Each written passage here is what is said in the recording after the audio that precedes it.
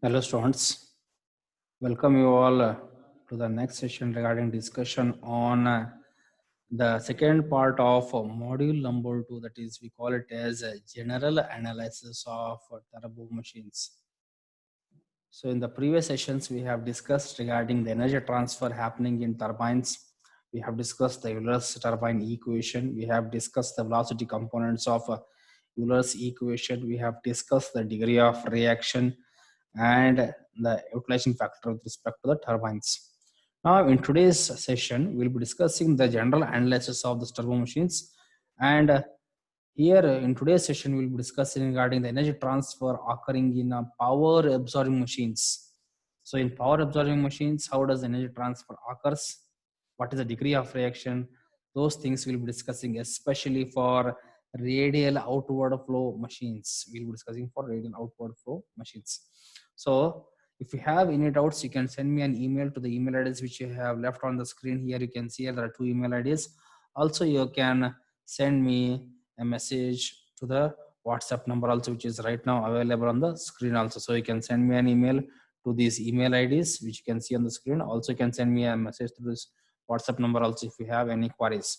So with all these things, we will be discussing today's session on the slides one by one. So before we move to the actual part, we'll be refreshing the things which you have discussed in the previous sessions.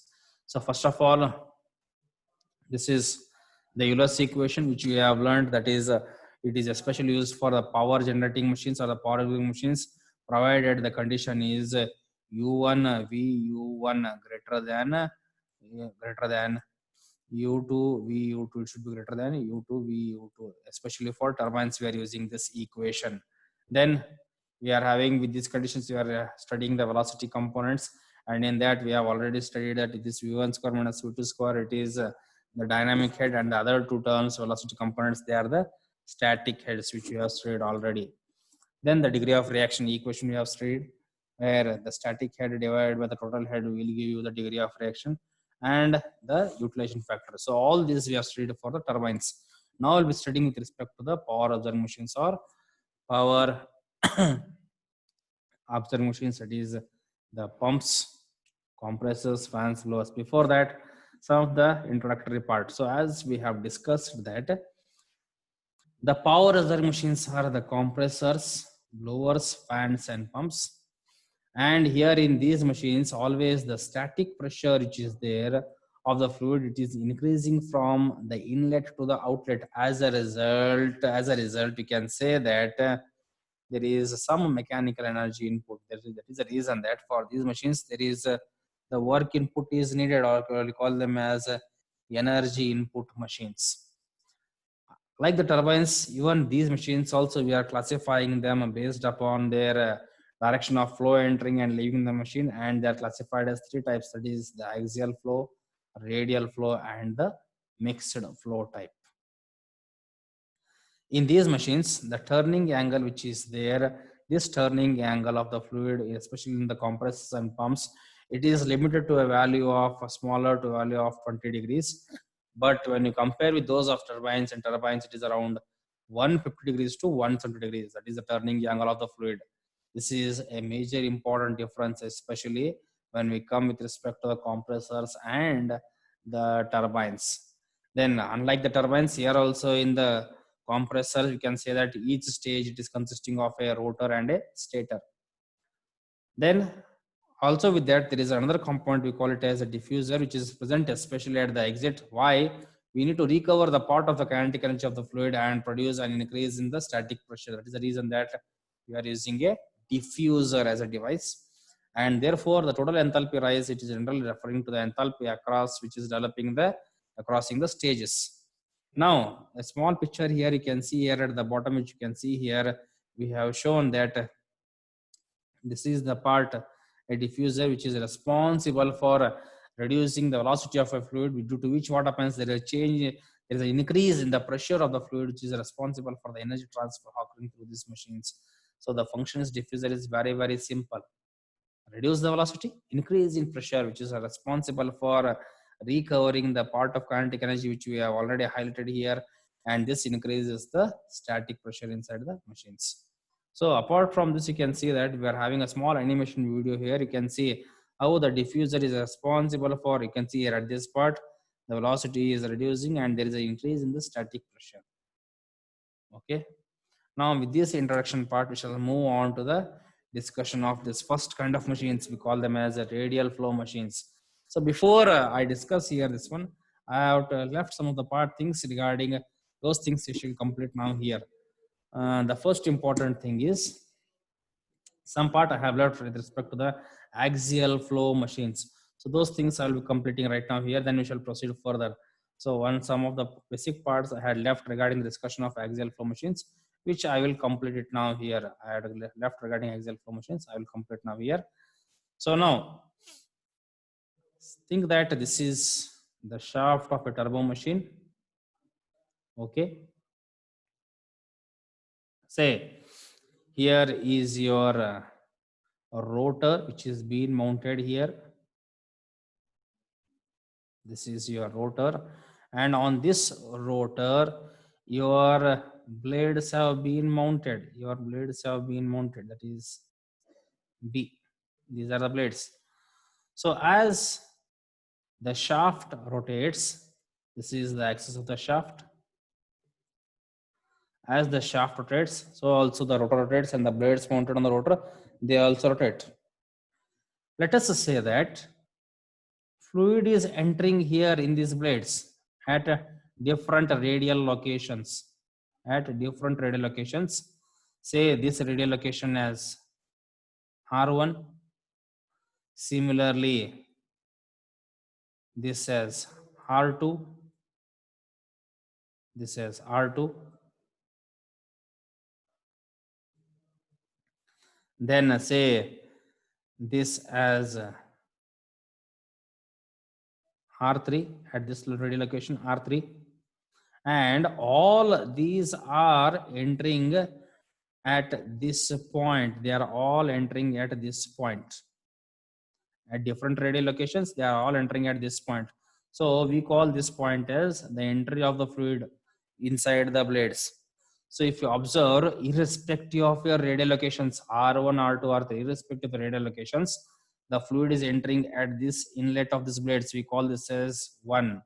And at this point, anywhere you are measuring the velocity of the fluid that is entering, we term it as the fluid passing along the axis of the machine. Here the fluid, how it is flowing, it is flowing along the axis of the machine. It is flowing in the axial direction. The fluid is flowing in the axial direction. It is flowing in the axial direction. Fluid is flowing in the axial direction. It is flowing in the axial direction, which I have shown here in the green mark lines. Flowing in the axial direction. So now,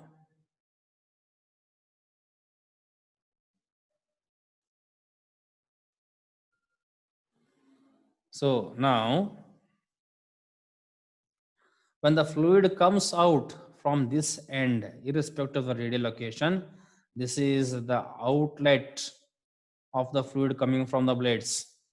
This is the outlet of the fluid coming from the blades. So therefore, this entire things we term it as a nomenclature at the exit point as 2.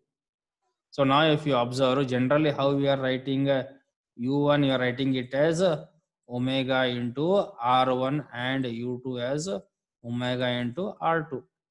But now here in this axial flow machines, if you observe carefully in the axial flow machines, the point of entry at this end, it is termed as 1, and the outside of this termed as 2. So therefore, if you observe carefully here, now here inlet U1 axial machine, tangential velocity, this is the inlet point and this is the outlet point. That is the reason that in the axial flow machines we say it as U1 is equal to U2 is equal to U.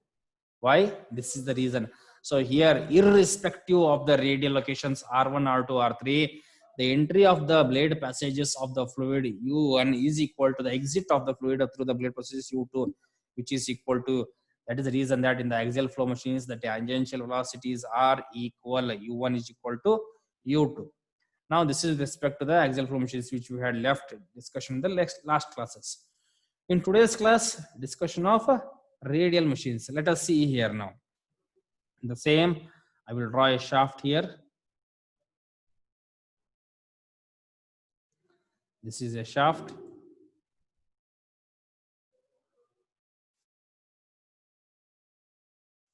Now, rotor blade. This is a rotor. On this rotor, the blades have been mounted. The blades have been mounted. In the radial flow, we are having two types of machines. One is a radial outward machine and one is radial inward machine. Now I'll be discussing on radially outward machine. Radially outward machine. What do you mean by radial outward machine? Please see here, everybody. In the radially outward machine, fluid is moving away from the center, which means when the shaft is rotating, this is the axis of the shaft, which we have discussed. When the shaft is rotating and at the same time, the fluid is moving away from the center. So here it enters and now it is moving outwards away from the center. So you can say that this is the entry point of fluid, that is at here 1, this location, radial location, this as R1. Similarly, the exit point of the fluid here, this as R2 at different radial location. Now you are having a U1, sorry, this one as a U1 at the entry point, this one as the U1 here. Similarly, at the exit point, that is here, we have it as U2. So the fluid coming out having the radial having U2. Now here in this condition, if you observe, what is the case? Your case axial, that is the tangential velocity U2, it is greater than U1. So in the radially outward turbo machines, in the radial outward machines, that is especially for compressors and pumps, this is the case. The fluid is moving away from the center. So that is the reason that if you observe here in the side figure, the arrow marks they have shown in the upward direction, which means they are showing towards the outward directions, moving away from the center of the axis of the shaft. So in these cases, what happens here? U2 is greater than U1, which means they are power absorbing machines or energy absorbing machines, or you also call them as the examples for compressors, pumps, blowers, fans. This is for radially outward machines. Similarly, if I compare for radially inward machines, please see here now what happens to radially inward machines.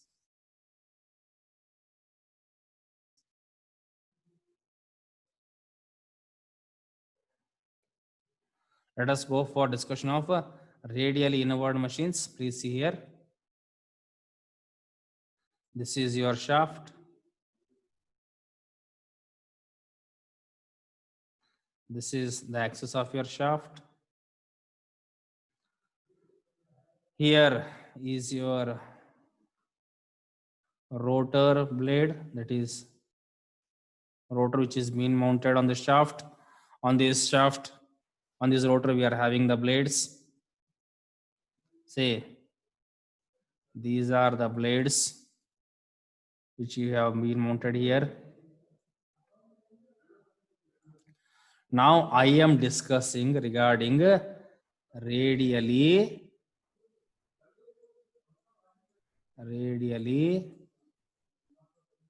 inward flow machines. Inward means what? The fluid moving towards the center. So moving towards center means what happens? It enters the blade here, that is 1, and it leaves the blade and near to the center, that is at 2. So now if you observe here, this location, it is now R1 at the entry of the fluid. Similarly, this location, exit of the fluid, it is R2, radial location R2. Now subsequently you get the tangential velocity u1.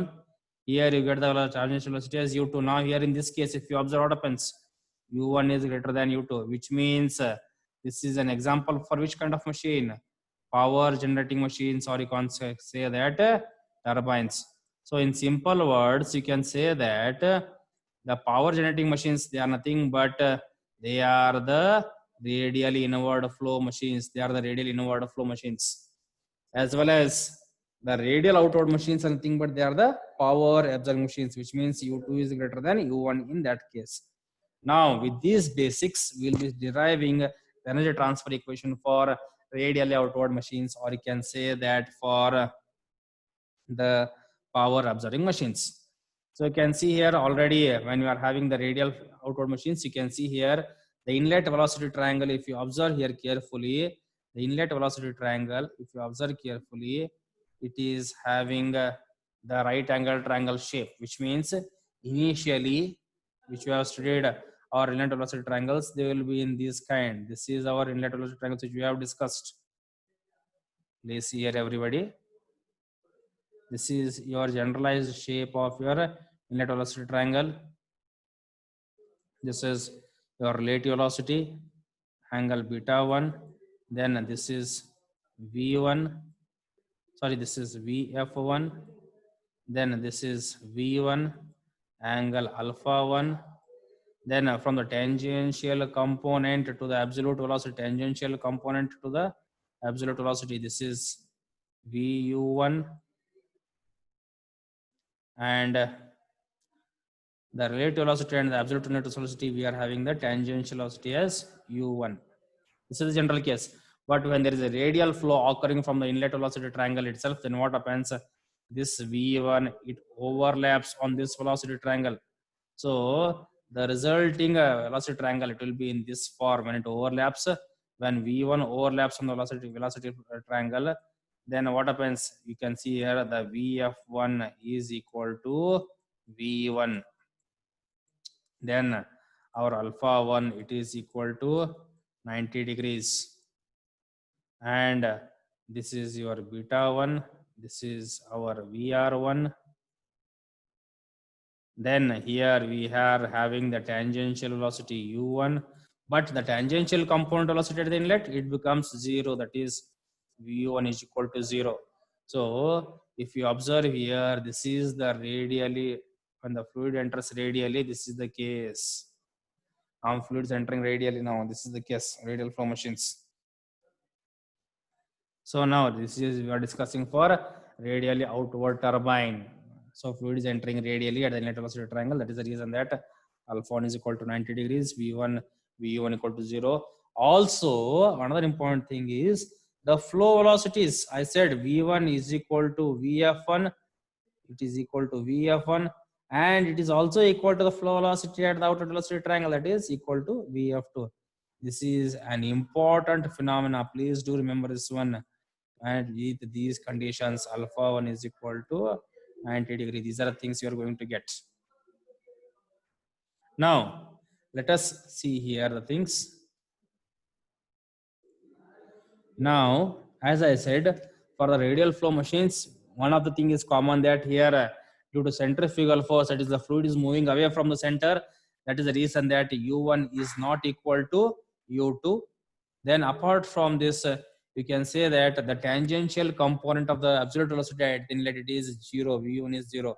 So when this is the case, our energy transfer equation, as I said, when u is u2 is greater than u1, we get u2 vu2 minus u1 vu1 by gc. This is our energy transfer equation. This is our energy transfer equation.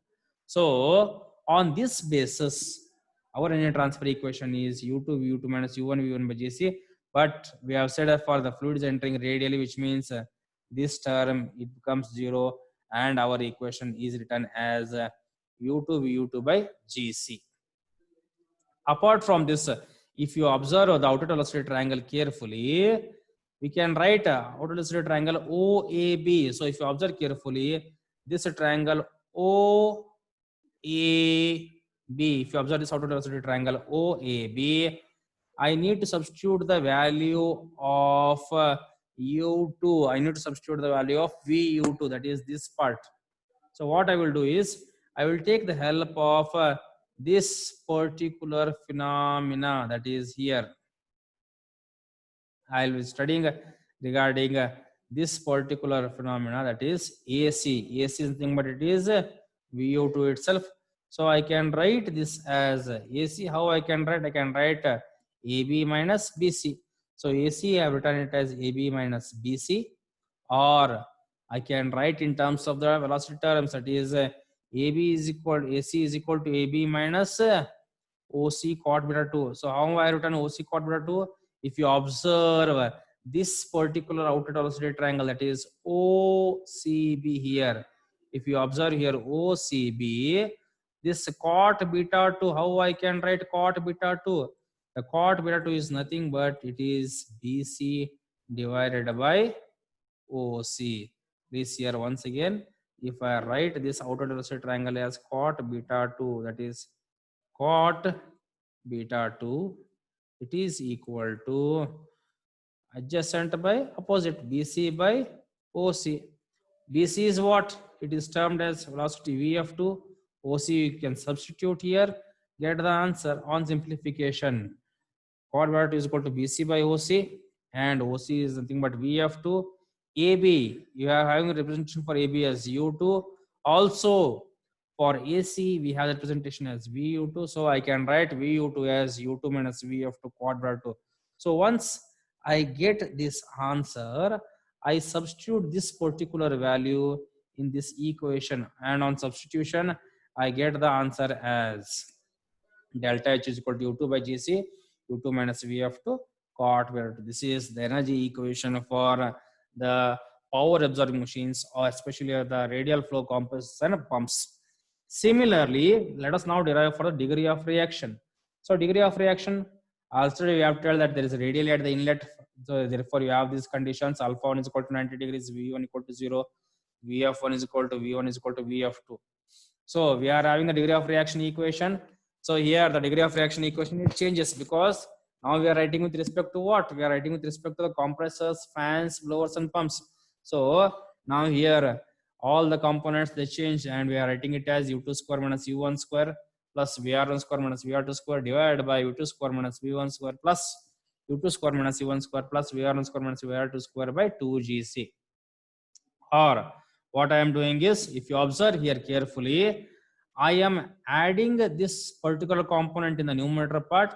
At the same time, again, I am subtracting it, which means I am not making any change. I am not making any change. So once this both two gets cancelled, again we are left with these terms itself, which means I have not done any change. Why I have done this one? Because for the power absorbing machines, the energy equation, it is in this form, that is U2 square minus U1 square plus V2 square minus V1 square plus VR1 square minus VR2 square. The energy components for the power absorbing machines we are writing in this fashion. So I am substituting the numerator to this particular form now. So on simplification, what I can write? R is equal to E minus V2 square minus V1 square by 2GC divided by E. Or the simple Euler's equation for energy absorbing machines, how I can write? I can write it as U2 VU2 minus U1 VU1 by GC. This I can write in the simplified form also. So on simplification, it becomes in this form, and this isn't here. That is, I have discussed the energy components for the power absorbing machines. So I have written the same equation by the generalized Euler's form, especially for the energy power absorbing machines. U2 greater than U1 V1, you can see here. And already we have said that as there is a radial flow occurring at the inwards, we have the condition that VU1 equal to 0. So if VU1 equal to 0, this term vanishes, and this term also vanishes in the denominator.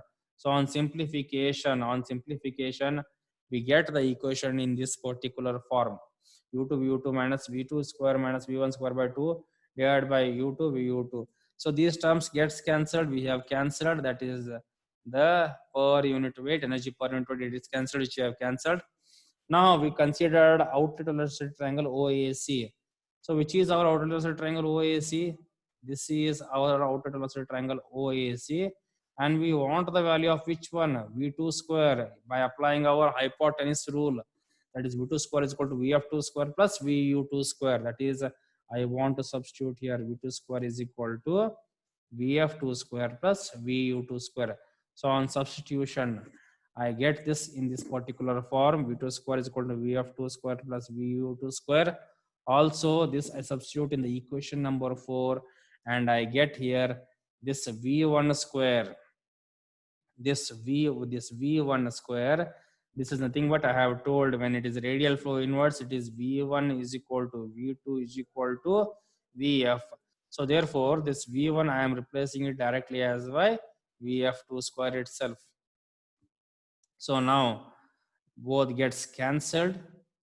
This gets cancelled, and after cancellation, you can say that the equation reduces to this particular form, that is R is equal to 2U2 VU2 minus Vf2 square minus Vu2 square plus Vf2 square by 2 U2 VU2, or you can say that these terms gets cancelled here. After cancellation, on simplification, you get this particular form, or you can take 2U2 VU2, this particular term, common from the numerator. If you take it common from the numerator, the equation reduces to what? 1 minus Vu2 square by 2U2 VU2. Here again, Vu2, this gets cancelled, this gets cancelled, even this gets cancelled, and we are left with R is equal to 1 minus Vu2 by 2U2. During the discussion of the energy transfer for the power reserving machines, we had derived an equation for VU2. Now what I will do is, I will substitute that equation here itself. The value of VU2 as U2 minus Vf2 quad beta 2 by 2U2. That is, we have discussed this equation in the energy transfer for the compressors, blowers and all. Therefore, this I can write in this form also. That is, for the simplification, if I multiply U2 inside the brackets, I get the equation reduced to this form. Now I open up the brackets. Now if I go on opening the brackets, now what I will do is, I will open this brackets by multiplying half inside this bracket. It gets reduced to this form. 1 minus half is, I am left with half. Half into 1 plus Vf2 quad beta 2 by U2. This is the equation for power absorbing machines. So generalized equation this is. And on this, we have some of the conclusions. What are those conclusions? Let us see here. The first conclusion is, if the value of beta 2 is equal to 90 degrees, you know what is the value of cot beta 2? 1, 0, infinity, 0, its value is 0. Cot beta 2 value is, when beta 2 is equal to 90 degree, cot 90 degree value is 0. Therefore, the degree of reaction equation becomes R is equal to half, which means the value of R is equal to 0.5, that is 50% reaction we get. So that is the reason that the static pressure inside the rotor, it is equal to the changes in the absolute kinetic energy. Similarly, if the value of if the value of beta lies in the range of 0 to 90 degrees, then you can say that its value is positive, and the degree of reaction, what happens? It is more than 1 by 2. Degree of reaction is more than 1 by 2. Also, if the beta 2 value lies in the range of 90 degrees to 20 degrees, then you can say that the cot beta 2 value is negative, and the degree of reaction will be less than half, that is less than 1 by 2. And if R value is equal to 0, if the R value is equal to 0, then you can say that there is no change of static pressure inside the machine. So these are the conclusions which you need to remember for this particular degree of reaction in the power reserving machines. This is a very, very important derivation. It is asked many times in the examinations, so please practice it carefully. So we shall stop here today itself. In the next session, we will be discussing some of the things with respect to the power absorbing machines itself. So when we meet in the next session, please see that you recall these equations such that it becomes very much easy for you for the further studying of the next classes. Thank you, students.